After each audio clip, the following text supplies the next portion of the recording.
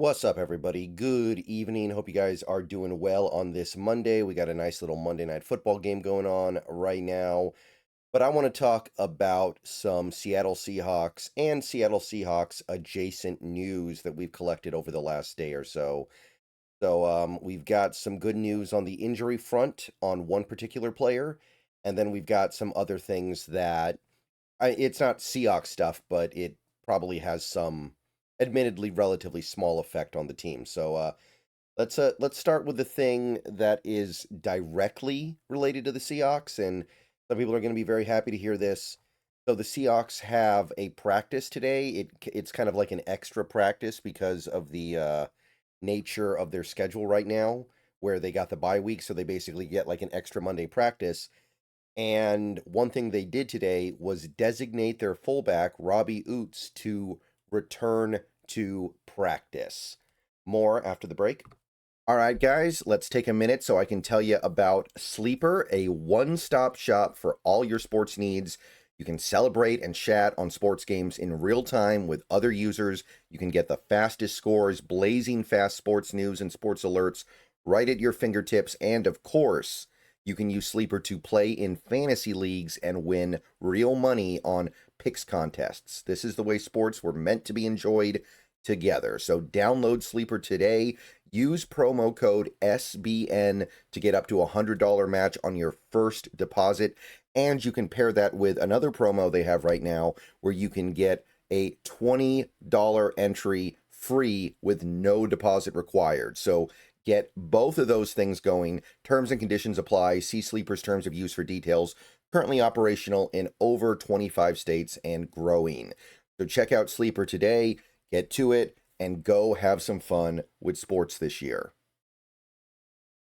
All right, so obviously Robbie Ouzts was not one of the stars of this team, but he does do something that no one else on the team can do, clearly. The team tried to get fullback snaps out of Brady Russell while Ouzts was out.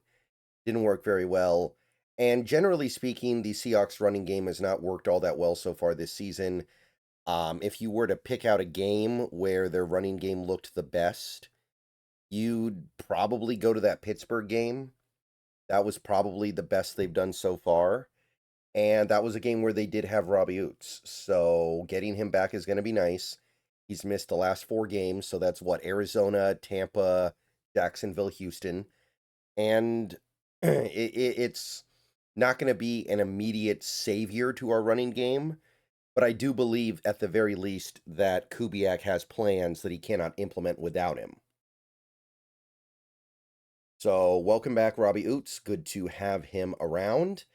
And by the way, one thing that I should note before we stop talking about this, being designated to return to practice doesn't mean you're going to be back for the next game. It's very likely.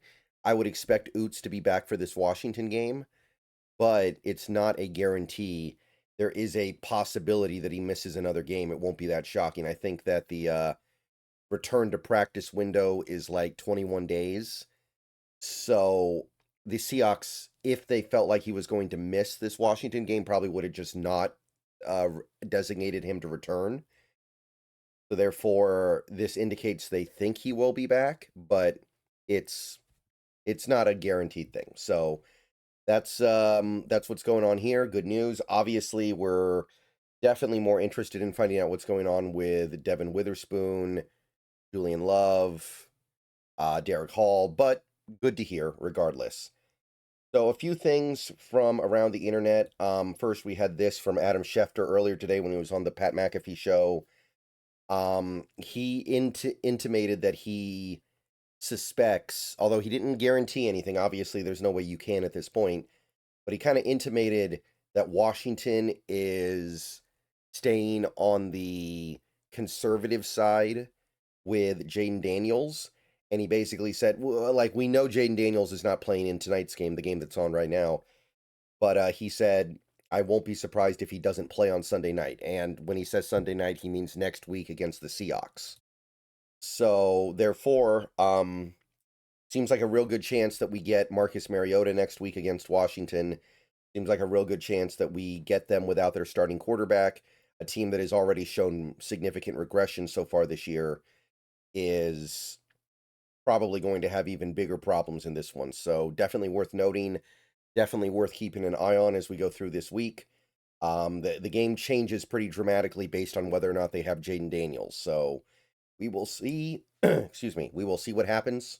But hey, this is the regular season. I know you would rather beat a team at their best, but the regular season is about stacking as many wins as you can, and however you can get those wins, you try to get them, and then you move along with them. Also had this, and this pertains to the Seahawks later this season when they play the Minnesota Vikings. Their, at the moment, starting quarterback, Carson Wentz, is undergoing season-ending surgery on his left shoulder. Sounds like he was playing the last 3 games, like, completely beat up. Like, he was playing when he had no business playing, based on everything we're hearing. I don't know why the Vikings would hang him out to dry like that. It sounds like the actions of a guy who just wants to play football and a team that just didn't want to put J.J. McCarthy out there. So, interesting couple of ways to interpret this. Maybe McCarthy really is just that injured, but the way they were talking about it, it sure sounded like it was like a soft benching for McCarthy. They benched him, but they didn't want to call it a benching because he was doing something they really didn't like. I don't know, man. This one's a little bit weird. This one's a little bit hard to decipher and pull apart. So I whatever you may think, whatever you may think about who is better, and I have a pretty low opinion of both players at this point in time.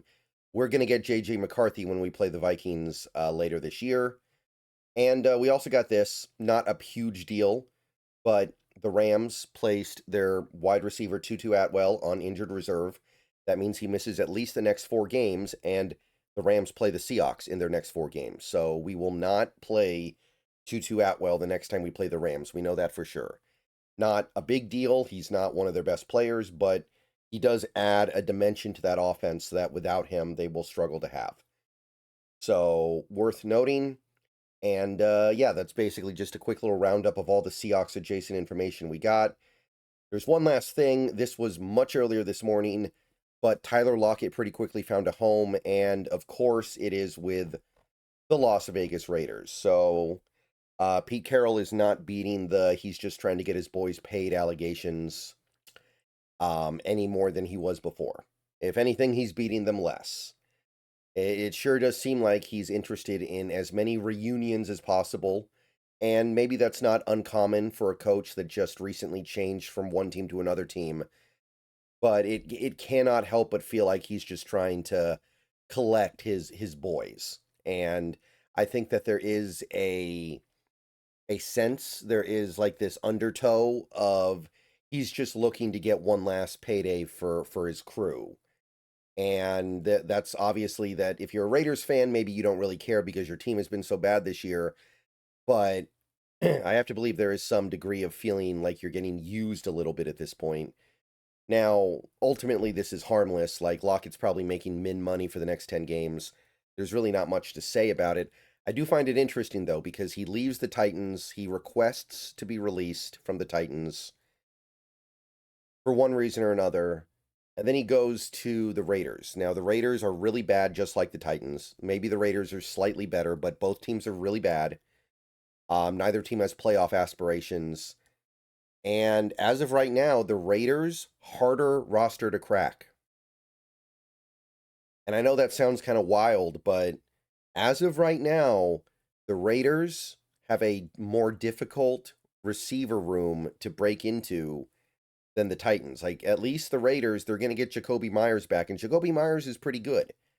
Trey Tucker's playing pretty good for them. And, of course, they're heavy at tight end with Brock Bowers, Michael Mayer. Like, there's some stuff going on with that Raiders receiver room that is pretty good. It's better than the Titans. So it doesn't seem like Lockett's going to get a bunch of playing time that he wasn't getting in Tennessee.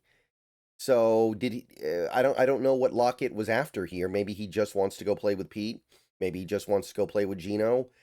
I don't really know. I thought that he was asking for a release either so he could go play more, or that he could go on a team that would win, that would have a chance at a postseason berth, and he could at least be part of a postseason run. Doesn't seem like that's the case. I mean, beggars can't be choosers, but you'd figure he'd be a little bit choosy given that he bothered to request his release from the Titans.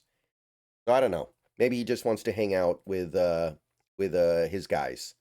And look, the Raiders are really bad this year, and it's not like anything that happens with regard to picking up Lockett or not is going to change that. But I uh I don't know. It just surprises me a little bit. I thought he'd try at least take some time to try to find a more competitive team that might be interested in having him. Even a team like the Cowboys, as much as the Cowboys are not particularly good, they're certainly in it more than the Raiders, and certainly more than the Titans. All right, so that's really about all we got. Just wanted to talk about all that in one video instead of making a bunch of shorter videos. Big news today, Robbie Ouzts designated to return to practice. Let's go, and see you guys soon. Go Hawks.